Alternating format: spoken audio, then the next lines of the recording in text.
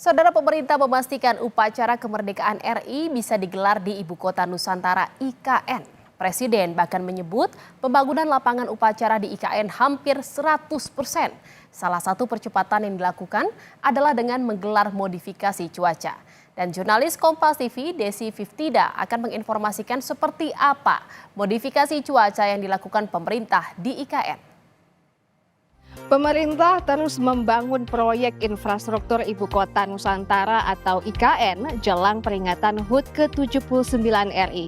Beragam cara dilakukan pemerintah untuk membangun Ibu Kota Nusantara, termasuk dengan memodifikasi cuaca agar bendungan Sepaku terisi dan mengurangi curah hujan saat pembangunan infrastruktur.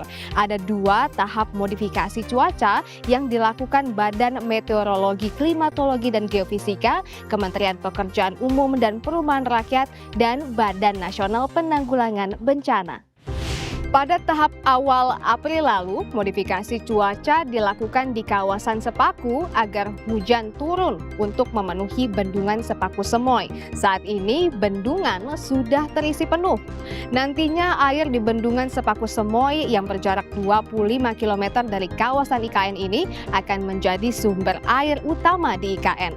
Bendungan Sepaku Semoy memiliki kapasitas 2.500 liter per detik dan disiapkan untuk menyuplai air baku di IKN hingga 10 tahun atau 1 dekade.